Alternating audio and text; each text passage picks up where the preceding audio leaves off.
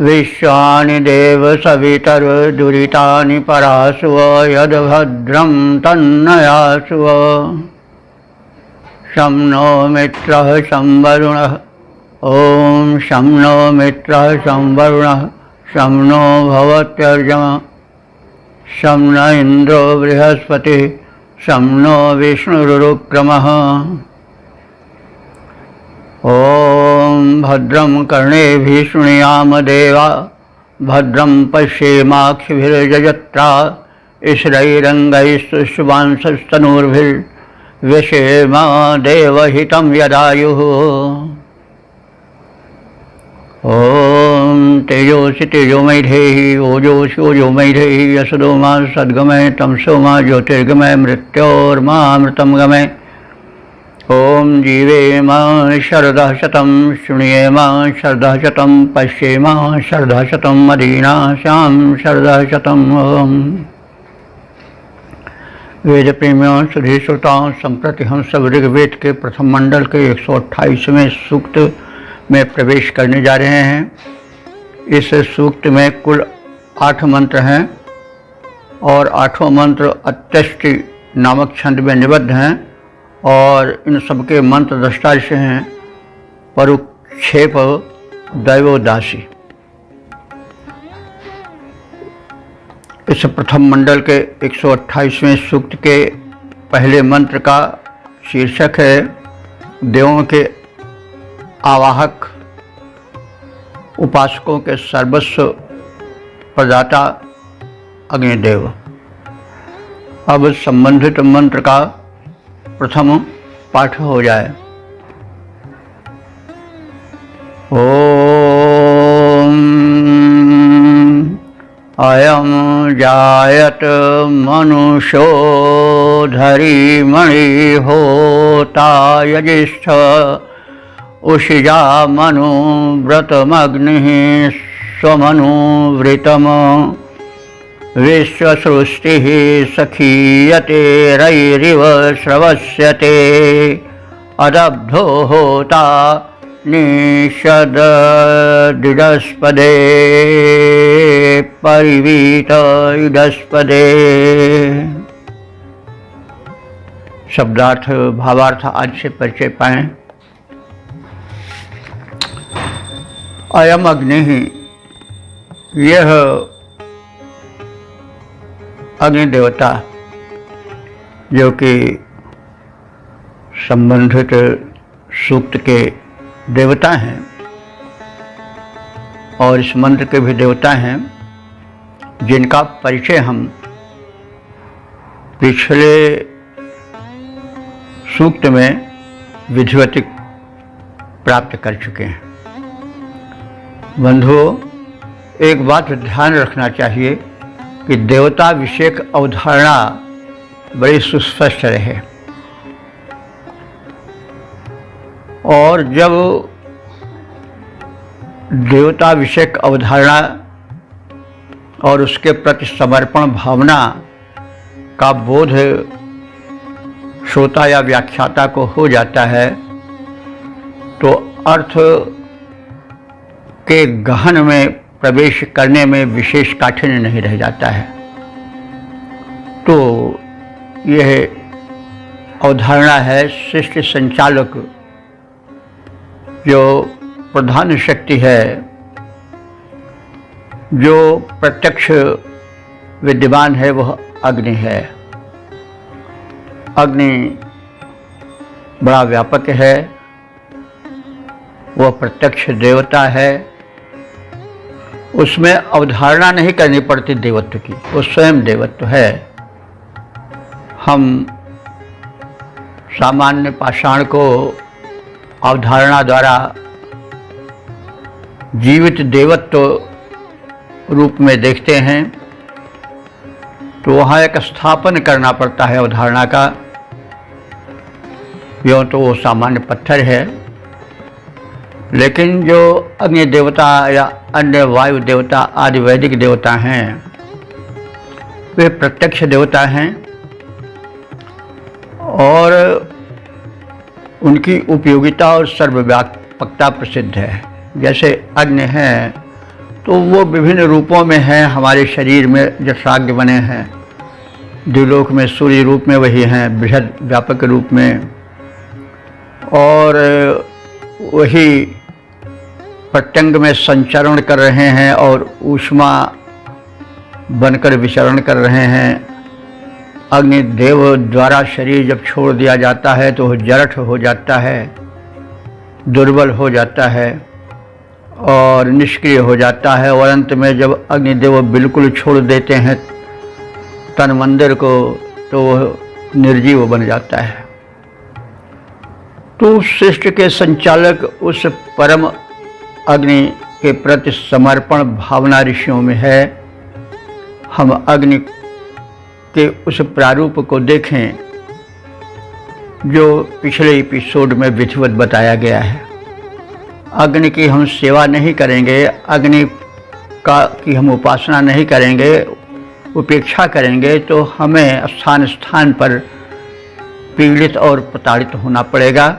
और यदि हम अग्निदेव के व्यापकत्व को, शक्ति को ध्यान में रख करके और तदनुकूल आचरण करेंगे तो हमारा जीवन सुखी और दिव्य होगा। तो इस बात को सदैव ध्यान रखिए और एक सामान्य अग्नि के रूप में न देख करके उससे थोड़ा हट करके दिव्य रूप में देखिए और उस ज्वाला रूप में जो कि परमात्मा का तेजस स्वरूप है उस अग्नि का ध्यान कीजिए और नमन कीजिए। आहुति आदि डालने पर उसमें एक दिव्य ऊर्जा और दिव्य आरोग्य शक्ति का वर्धन होता है, विकास होता है, जो कि वातावरण पर्यावरण को विशुद्ध करता है। तो हम अब यह देखें कि अयम अग्नि ही, यह अग्नि देवता, अग्नि कहते हैं जो अग्रगण्य हो। अग्नि सभी कार्यों में अग्रगण्य रहते हैं। कोई भी मंगलोत्सव हो उसमें अग्नि का प्रज्वलन सर्वप्रथम होता है, प्रकाश रूप में, आहुति रूप में, वेदी में। तो इसलिए ये अग्नि जो है यजिष्ठ हैं। यजिष्ठ माने पूर्ण रूप से जो पूज्य हैं ये। और यह अयम अग्नि ही होता, यह अग्नि होता भी है। होता माने क्या होता है? आवाहक। तो ये दिव्य शक्तियों के आवाहक हैं, यानी अग्नि के द्वारा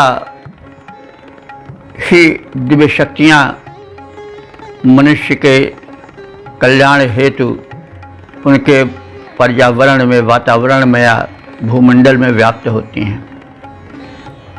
तो आहुति डाली जाती है तो जो उससे ऊर्जा निकलती है, उस ऊर्जा को ग्रहण करने के लिए, मानव कल्याण के लिए सभी देवता अग्नि द्वारा ही बुलाए जाते हैं। तो इसलिए अग्नि की बड़ी महत्ता है। वे कैसे हैं? होता हैं, दिव्य शक्तियों के आवाहक हैं। और यजिष्ठ, यजिष्ठ माने यज्ञ आदि कर्मों के संपादक हैं। उषिजाम व्रतम स्वम व्रतम। उषिजाम माने जो अग्निदेव से फलों की कल्याण की कामना करते हैं वे उषिजाम हैं, उषिज हैं। तो उन फलों के इच्छुकों और कल्याण कामियों के व्रतम माने व्रत को, उनके संकल्पों को, कामनाओं को पूरा करने वाले हैं। और स्वम व्रतम, और अपने व्रत को दृष्टि में रखकर भी। तो अग्निदेव का व्रत क्या है? अग्निदेव का व्रत है, संकल्प है कि यह मानव जो उनकी शक्ति, उनकी करुणा का ध्यान करके उन्हें प्रज्वलित करता है। उसके संकल्प को पूर्ण करने का व्रत संकल्प अग्निदेव भी रखते हैं। तो इसलिए अग्निदेव उपासकों के व्रत यानी कामनाओं को, इच्छाओं को, मनोरथों को पूरा करने वाले हैं। और वे अपने व्रत अर्थात अग्नि का व्रत है याज्ञिकों का, उपासकों का कल्याण, तो उस अपने व्रत को भी पूर्ण करने के निमित्त अनुमनुष्यः जायत, वे मनुष्यों द्वारा बार बार जायत माने उत्पन्न किए जाते हैं। कैसे? अरण्य मंथन द्वारा। अग्नि तो अरण्य में एक प्रकार का काष्ठ है, आप जानते ही हैं। उसमें शीघ्र अग्नि पकड़ लेती है। तो यज्ञ के लिए अरण्य का मंथन होता है। दो अरण्य नाम के काष्ठ घर्षण करते हैं, उन्हें रगड़ा जाता है, तो उनसे जो अग्नि उत्पन्न होती है, चिंगारी उत्पन्न होती है, वही यज्ञ क्रिया के संपादन में कार्य जाती है। तो वही कह रहे हैं कि वो मनुष्य जायत, मनुष्यों द्वारा अरण्य घर्षण से जो है वो प्रकट किए जाते हैं। सखियते विश्व सृष्टि, सखियते माने जो लोग यज्ञ शील हैं, उनके उपासक हैं, उनके कल्याण के लिए वो संपूर्ण रूप से कटिबद्ध रहते हैं। और सर्वस्वते रैः इव, जो सर्वस्वते माने उनसे अन्न आदि की यश, शव माने होता है अन्न और शव माने होता है यश भी। तो अन्न और यश की जो कामना करते हैं उनके लिए तो ये अग्निदेव रैः इव, रೈ कहते हैं समृद्धि, संपत्ति। तो रई शब्द है, बार बार आता है। तो रई ही, तो जो अग्नि के उपासक हैं उनसे ये सखियते, सखी शब्द है मित्र, और उसी से ये नाम धातु हुआ है, मित्रवत व्यवहार करना। तो शब्द जो हैं, नाम हैं, जो संज्ञा हैं, वे क्रिया की तरह भी प्रयुक्त होते हैं। तो ऐसे शब्दों को नाम धातु कहा जाता है। सखा जो है वो तो संज्ञा शब्द है, नाम शब्द है, और उसी से सखियते कहा गया है। वो सख्यवत, मित्रवत बन जाते हैं अपने उपासकों के लिए। और सवस्यते मने यश को प्रदान करते हैं अथवा धन धान्य अन्न आदि को प्रदान करते हैं। और तदर्थ वे रई वो संपत्ति की तरह हैं। जैसे संपत्ति जो ऐश्वर्य है, समृद्धि है, वो प्रदाता होती है, वैसे वे भी मतलब जो यश अथवा धन धान्य के इच्छुक हैं उनके लिए तो वो साक्षात समृद्धि हैं, रई ही हैं, धन ही हैं। वो धन रूप हैं, समृद्धि रूप हैं और सर्वस्व प्रदाता हैं। अदष्टः अदब्धः, अदब्धः माने जो दबे नहीं, अर्थात जो सदैव विजयी हो, कहीं पराजित न हो, वह अदब्ध है। न दब्धः अदब्धः। तो अदम में कभी हिंसित न होने वाले, होता माने देवों के आवाहक रूप में जो अग्नि हैं वो परिवीतः, चारों ओर से घिरे रहते हैं। किसके द्वारा? उपासकों के द्वारा। और इडस्पदे निषीदति, तथा कथित जो वैशिष्ट्य बताए गए हैं उनसे युक्त वे अग्नि जो हैं इडस पद कहते हैं यज्ञ वेदी को। तो इड़ा समृद्धि को कहते हैं, पद माने स्थान, तो इडस पद है यज्ञ वेदी, क्योंकि यज्ञ करने से यज्ञ वेदी ही में तो यज्ञ की जाती है, तो उससे समृद्धियाँ प्राप्त होती हैं, मनोवांछित इच्छाएं पूरी होती हैं, मनोवांछित जो द्रव्यादि हैं वे मिलते हैं।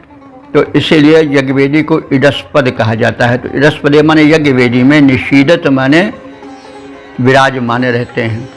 तो ये से अग्निदेव इतने निकट हैं मनुष्यों के कि वे यज्ञ वेदी पर सदैव अपने ऋतुजों से, अपने यज्ञकर्ताओं से घिरे रहते हैं और घिरे हुए बैठे रहते हैं।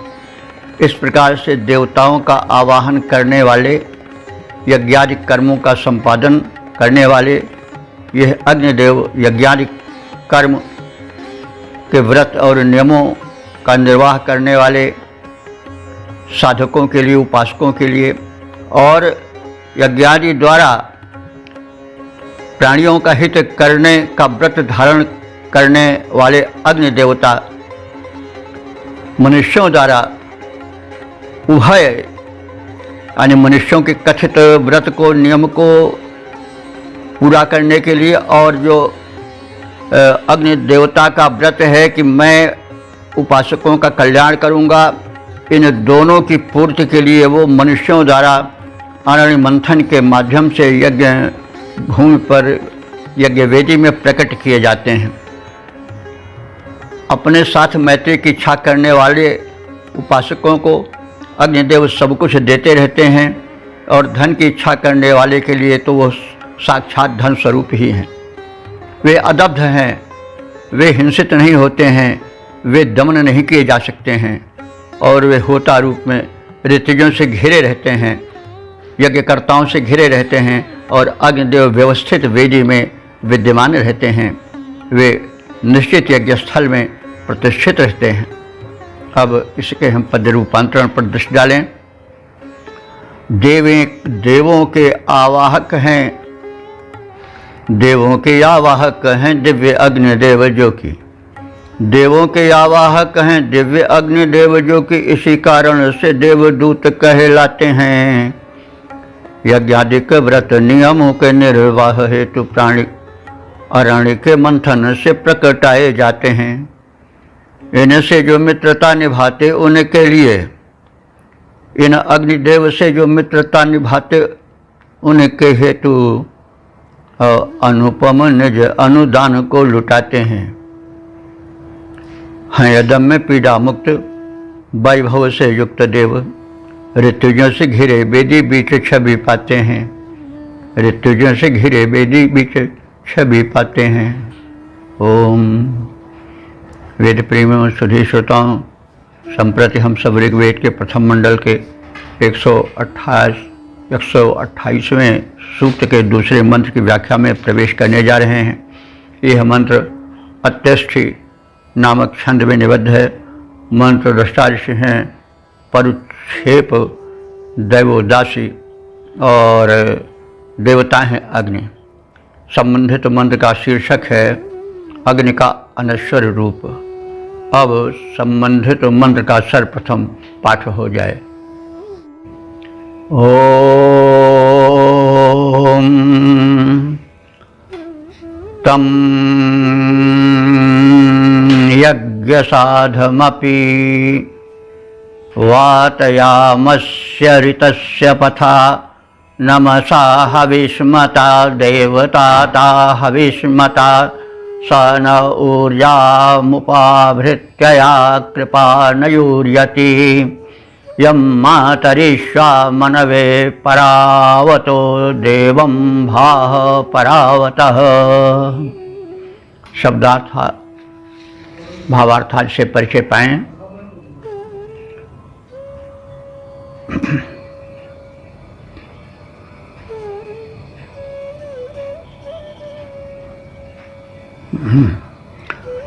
तो वयम अग्निम सेवा में है। हम सब अग्नि की सेवा करते हैं। कैसे? ऋतस्य प्रथा। ऋत कहते हैं सार्वभौम सत्य को, वह सत्य जो शाश्वत है, निरंतर चलता रहता है, क्षीण नहीं होता है।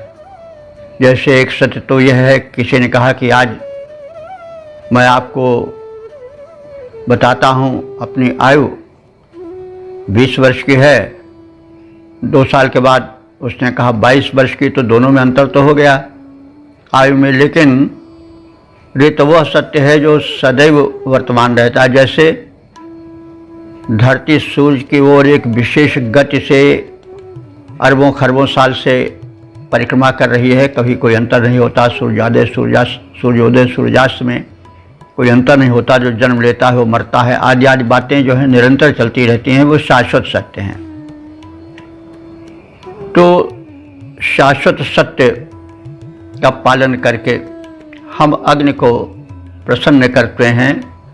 ऋतस्य पथा, ऋत माने शाश्वत सत्य के पथ पर चल के।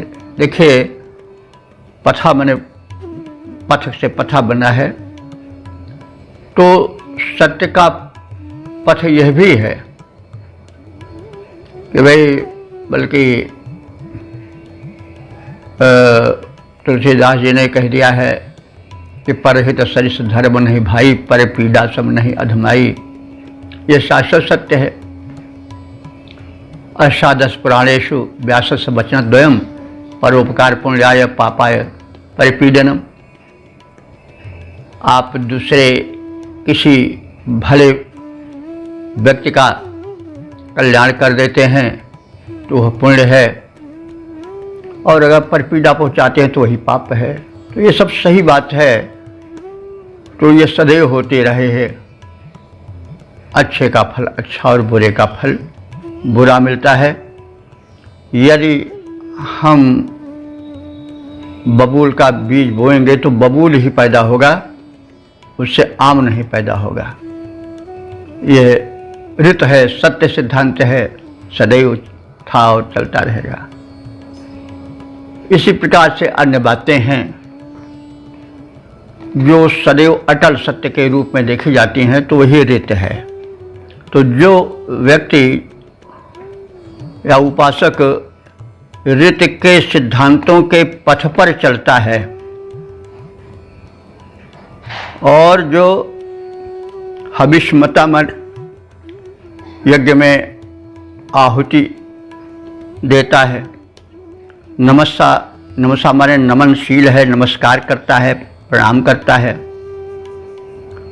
हविष्मता ऐसे हवि प्रदाता के लिए अग्नि देवता सदैव हितार्थ तत्पर रहते हैं। यम देवम, जिस देव को मातरिषा मनवे परावतः, मातरिश्वा कहते हैं वायु को, पवन को। तो मातरिश्वा जो अंतरिक्ष के मतलब बिल्कुल तल पर ऊपर वेग से पवन प्रवाहित रहता है, उसको मातरिश्वा कहा जाता है। तो मातरिश्वा माने वायु देवता इस अग्नि को जो है वह कहाँ से लाए हैं? पृथ्वी पर वे लाए हैं परावतः भाह। वे उसे ऐश्वर्य और तेज से युक्त स्वर्ग लोक से लाए हैं, भूलोक पर। यानी अग्नि देवता को लाने का कार्य वायु देवता ने किया है और वह स्वर्ग से लाए हैं। तो यम देवम मातरिश्वा मनवे, जिस अग्निदेव को मातरिश्वा यानी वायु देवता ने, मनवे माने मानव के प्रथम पुरुष यानी मनु के लिए परावतः मैंने बहुत दूर से स्वर्गलोक से लाकर प्रदीप्त किया है, भाह माने प्रज्वलित किया है। ऐसे अग्नि, तो अग्नि को स्वर्गलोक से वायु देवता लाए हैं। तो इस चीज़ को जो आर्यों के परम निकट के संबंधी थे, जिनको हम ईरानी आर्य कहते हैं, जब इस्लाम धर्म की दरेर पड़ी, आक्रमण हुआ, तो जो पारसी लोग थे कुछ तो बन गए इस्लाम के अनुयायी, लेकिन जो नहीं बनना चाहे वे भाग करके भारत आदि स्थानों पर चले आए। बम्बई में उनका विशेष स्थान माना जाता है। और वे पारसी जो हैं वो यह कहते हैं कि यह अग्नि जो हम लाए हैं वो हमको, हमारे पूर्व पुरुष को, सबसे पहले वाले पुरुष को देवदूत ने दिया है। और वे अपने साथ अग्नि भी लाए थे, और उस अग्नि को वे कभी बुझने नहीं देते हैं। और उनकी यह मान्यता है, अभी भी वे यही कहते हैं कि हम लोग जो अग्नि है इसको कभी बुझने नहीं देते हैं, क्योंकि यह अग्नि हमारे पूर्व पुरुष को स्वर्ग से लाकर किसी दिव्य शक्ति ने दिया है। अब यह बात बिल्कुल बैठ रही है। इस मंत्र में भी ये कहा गया है कि मनु जो है वो आदि पुरुष हैं, और मनु ही से मैन बना होगा, तो मनु से आदम भी कहा जाता है। आदम वही आदि मानो, आदम मन सब एक ही हैं। तो मनु जो आदि पुरुष हैं उनको यह अग्नि मिली है वायु देवता द्वारा। वे बड़ी दूर से स्वर्ग से ला करके पृथ्वी पर अवतरित किए हैं और मन को उसे सौंपा है। यानी वहीं से जो यज्ञ के माध्यम से अग्नि क्रिया होती है प्रारंभ हुई होगी, ऐसा माना जा सकता है। तो मातृश्वा का अर्थ हम लोग जान गए हैं, और मातृश्वा ने, वायु देवता ने अग्नि देवता को स्वर्ग से ला करके प्रथम मन को प्रदान किया। मन ने उसे प्रदीप्त किया और वो सुरक्षित है। सह नह ऊर्जा उपामृति, वह हम सबको ऊर्जा प्रदान करता रहता है, यानी वो अग्नि हमें ऊर्जा से संयुक्त किए रहता है। और यज्ञ आदि क्रियाओं को करता हुआ भी न जूर्यति, कभी वो जीर्ण नहीं होता है। हर वस्तु जीर्ण हो जाती है, नहीं पुरानी पड़ जाती है, काम करते करते घिस जाती है, लेकिन अग्नि तो जब से इस पृथ्वी लोक पर आई तब से वो निरंतर उसी रूप में विद्यमान है। उसका यौवन ढला नहीं है, वो वृद्ध नहीं हो पाया, अग्निदेव वृद्ध नहीं हो पाए हैं।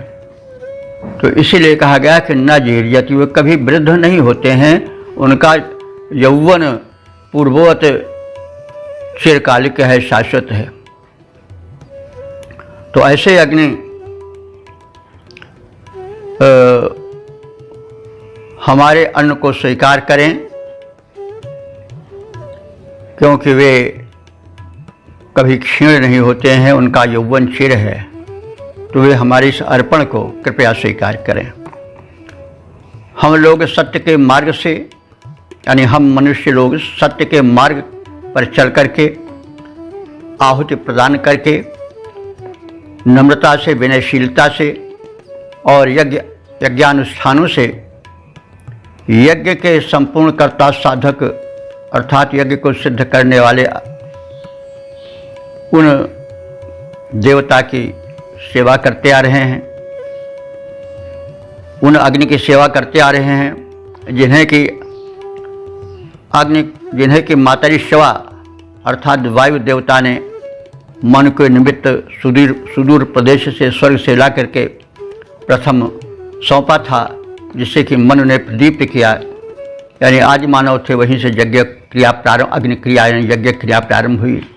यह अग्नि हमारे यज्ञ को पूर्ण करने के पश्चात भी अपनी शक्ति के कारण क्षीण नहीं होता है। यह नहीं कि जैसे आदमी है, एक जगह काम किया, 2 जगह किया, 10 जगह किया, थक जाता है, तो वो कह रहे हैं अग्नि हमारे यहाँ हमारे वेदी पर जली, लेकिन फिर दूसरी पर, तीसरी पर, सैकड़ों हजारों वेदियों पर जली, लेकिन कभी वो क्षीण नहीं हुई, कहीं शिथिल नहीं हुई।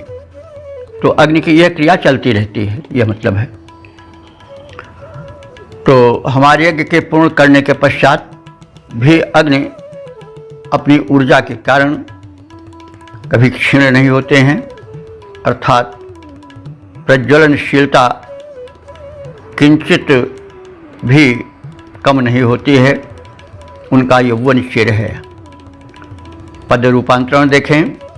यज्ञ कर्म साधक हैं सिद्धिप्रद अग्निदेव, यज्ञ कर्म साधक हैं सिद्धिप्रद अग्निदेव, उन्हें हम सेवा द्वारा संतुष्ट बनाते हैं। यज्ञ कर आहुति प्रदान कर बार बार, होकर विनम्र सत्य पथ अपनाते हैं। जिन्हें माता ऋषा मनु के निमित्त लाए, वही अग्नि यज्ञ को हमारे पूरित कराते हैं। यज्ञ कर्म पूर्ण होता तो ही पूर्ववत अग्नि रहते हैं ज्वलित, रहते ज्वलित छवि छटा छिटकाते हैं, रहते ज्वलित छवि छटा छिटकाते हैं। वेद प्रेमियों, सुधी श्रोताओं, संप्रति हम सब ऋग्वेद के प्रथम मंडल के 128वें सूक्त के तीसरे मंत्र की व्याख्या में प्रवेश करने जा रहे हैं। यह मंत्र अत्यष्ट नामक छंद में निबद्ध है। मंत्र दृष्टा से हैं परिच्छेद दैवोदासी और देवता हैं अग्नि। संबंधित मंत्र का विषय है प्रचंड होते हुए भी अग्नि यज्ञ वेदी में सौम्य रूप से सुशोभित होते हैं। अब संबंधित मंत्र का प्रथम पाठ हो जाए। ओम एवेन सद्यः परियेति पार्थिवं मुहुर्गीरेतो वृषभः कनिक्रदद दधद्रेतः कनिक्रदत शतं चक्षाणो अक्षभिर्देवो वनेषु तुर्वणिः सदो दधाना उपरेषु सानुष्वग्निः परेषु सानुषु। शब्दार्थ भावार्थ आज से परिचय प्राप्त करें। अग्नि ही, यह अग्नि देवता दावाग्नि रूपेण, दावाग्नि के रूप से शतम अक्षिभिः वनेषु चक्षाणः, ये शतम माने सैकड़ों, अक्षिभिः माने आँखों से, वनेषु माने वनों में, चक्षाणा माने देखे जाते हैं, जब देखते रहते हैं। तो जो अग्नि के सैकड़ों नेत्र हैं वही उनकी लपटें हैं। तो जब दावाग्नि रूप में अग्निदेव प्रज्वलित होते हैं वनों में, तो वे सैकड़ों यहाँ कोई गिनी चुनी 100 बात नहीं, 100 लपट नहीं, बल्कि अनंतता का द्योतक है। तब जो अग्निदेव हैं वे अपने लपट रूपी सैकड़ों आँखों से वन को देखते रहते हैं, यानी व्याप्त हो जाते हैं कि, और इस प्रकार से वे चक्षाणा माने दृश्यगत होते हैं और वन को वो देखते हैं सैकड़ों आँखों से, यानी अब हमें आगे बढ़ना है, यहाँ जलाना है, वहाँ जलाना है, आदि आदि मानवीकरण है। तो अपरेषु सानुषु परेषु सानुषु, अपरेषु कहते हैं निकट के और परेषु कहते हैं दूर के, सानुषु कहते हैं चोटियों को। सानु माने पर्वत की चोटी होता है और सप्तमी बहुवचन है तो होगा सानुषु, तो पर्वत की चोटियों पर। तो अग्नि देवता दावाग्नि बन करके गहन वनों में अपने हजार नेत्रों से यानी अपने अनंत लपटों से, सैकड़ों लपटों से व्याप्त होते हैं, वन को देखते चलते हैं। और वही नहीं, वे ऊंची पर्वत की चोटियों पर जो निकट की रहती हैं या दूर की रहती हैं उन पर भी विराजमान होते हैं, वहाँ भी वो जलते रहते हैं। वनों का विस्तार पर्वत चोटियों पर भी होता है और वैसे जो है वो वहाँ के निवासियों द्वारा भी प्रदीप्त किए जाते हों। तो इस प्रकार से वे निकट के पर्वत की चोटियों पर और दूर के पर्वत की चोटियों पर भी दृश्यमान हैं। तो सदा दधाना अपना वे स्थान बनाए रहते हैं। सद कहते हैं स्थान को, वो सदा नहीं है, सदा सद है, सद माने स्थान, निषद से बना, उसी से सद बनता है। तो वे सदा दधाना सदैव वहाँ पर विराजमान रहते हैं जिन स्थानों को बताया गया है। सदा उन स्थानों पर वे विराजमान रहते हैं। दधाना अपने को उपस्थित किए रहते हैं। कब? जब दावाग्नि होती है, दावाग्नि अग्नि बन जाते हैं, जंगल को जलाने के समय होता है तब। मुहुः गीह वृषभ रेतः दधत कनिक्रदत। मुहुः, मुहुः कहते हैं बार बार, गीह कहते हैं प्रशंसा वाली वाणियों से। तो उनकी दिव्यता और उनकी व्यापकता और शक्तिमत्ता को देख करके प्रशंसा भरी वाणी निकलती है। तो प्रशंसा या गुणगान किया जाता है तो देवों का तो उनके सरल रूप का भी गुणगान होता है और जो उनके प्रचंड रूप होता है उसका भी गुणगान होता है। राम का या शिव का, रुद्र का जब गुणगान किया जाता है तो उनके सौम्य रूप का और उनके विराट रूप का भी गुणगान किया जाता है, संहारक रूप का भी गुणगान किया जाता है। तो वैसे यहाँ कहा जा रहा है कि ऐसे अग्निदेव का जो कि दावाग्नि के रूप में दृश्यमान हैं, ऊंचे समीप और निकट के पर्वतमालाओं पर, चोटियों पर जो विराजमान हैं, वो ऐसे महान अग्निदेव की बार बार गीह माने आश्चर्यपूर्ण वचन उनके विषय निकलते रहते हैं भक्तों द्वारा। और वे वृषभ, वे अग्निदेव हैं कैसे? वृषभ माने बलवान होता है, वृषभ माने बैल भी होता है। रेता माने वीर्यवान, रेत वीर्य को कहते हैं, वीर्यवान शक्तिशाली के लिए आता है। दधत कनिक्रदत, वे कनिक्रदत माने गर्जन करते रहते हैं। कैसे गर्जन करते रहते हैं? वृषभ ही, वो जैसे बैल बमकारता है, बैल जोर से गर्जन करता है, वैसे अग्निदेव प्रज्वलित होकर के गर्जन करते हुए आगे बढ़ते चलते हैं। वे बड़े जो हैं वो बलवान हैं, शक्तिशाली हैं और उपासकों द्वारा उनके शक्ति का गुणगान मधुर गिराओं में किया भी जाता है। तुर्वणि देवः अग्नि, यह जो अग्निदेव हैं वो तुर्वणि माने शत्रुओं के विनाशक हैं। और सद्यः पार्थिवम परिएति, लेकिन इतना होते हुए भी वे पार्थिव माने पृथ्वी से बनी हुई, मिट्टी की बनी हुई वेदिका पर भी विराजमान हो जाते हैं और चारों ओर दृश्य अवतरित होते हैं।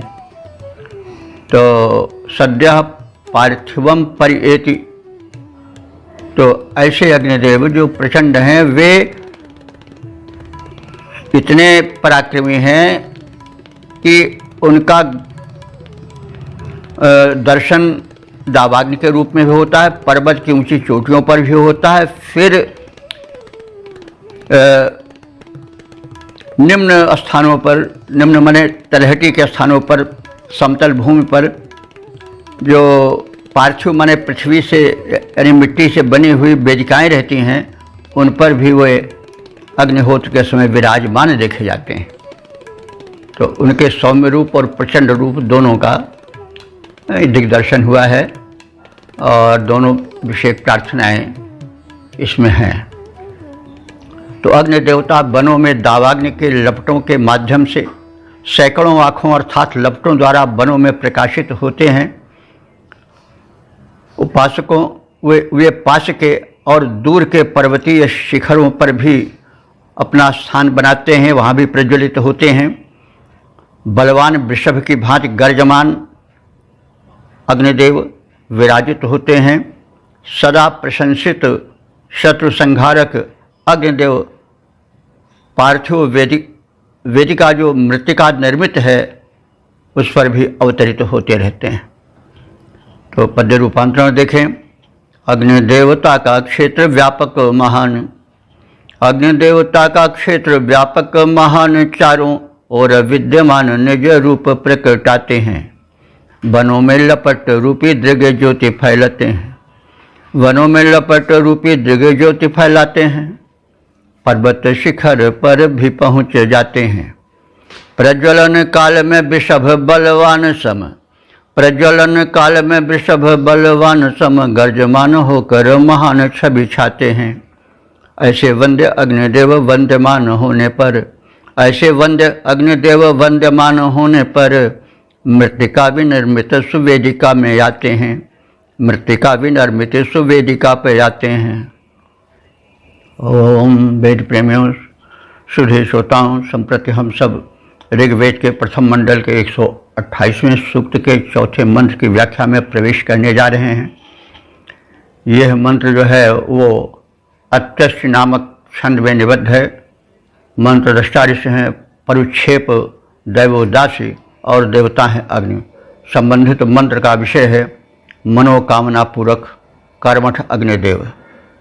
अब संबंधित मंत्र का प्रथम पाठ हो जाए। ओम स सुक्रतुः पुरोहितो दमे दमे अग्निर्यज्ञस्याध्वरस्य चेतति कृत्वा यज्ञस्य चेतति कृत्वा वेधायिषूयते विश्वाजातानि पस्पशे यतो घृतश्रीरतिथिरजायत वह्निर्वेधा अजायत। शब्दार्थ आज से परिचय पाएं। अग्नि ही ये अग्नि देवता सुक्रतुः शोभन शुभ कर्म करने वाले हैं। पुरोहितः माने पुरोहित हैं, अथवा हित में पुरः माने आगे रहने वाले हैं। तो अग्निदेव जो है शुभ कर्म करने वाले हैं और मानवों के प्राणियों के हित में सदैव अग्रगण्य बने रहने वाले हैं। ऐसे अग्निदेव दमे दमे अध्वरस्य यज्ञस्य चेतति। दमे दम कहते हैं घर को, तो दमे दमे माने घर घर में, प्रत्येक घर में। अध्वर से यज्ञ से माने वो यज्ञ जो कि अध्वर है। अध्वर का अर्थ होता है कि न ध्वरः अध्वरा। ध्वर कहते हैं हिंसा को, और जहाँ हिंसा न हो वह अध्वर है। तो देखिए बंधुओं, यह बार बार सूचना दे रहा है कि यज्ञ में हिंसा का प्रवेश नहीं होना चाहिए। इससे बिल्कुल स्पष्ट है कि यज्ञ में जो हिंसा का प्रचार हुआ वो किन्हीं कारणों से वेद के विरुद्ध प्रचार हुआ। क्योंकि वेद में जितने हम अभी तक हमें याद आ रहा है कि जितने मंत्र में अध्वर शब्द आया, यज्ञ शब्द आया, उसमें अधिकांश में अध्वर ही का प्रयोग हुआ है। तो ये जो अग्निदेव हैं दमे दमे माने घर घर में, अध्वर से यज्ञ से हिंसा रहित यज्ञ को चेतच माने चताते हैं। चताते हैं माने प्रज्वलित करते हैं। देखिए चेतच शब्द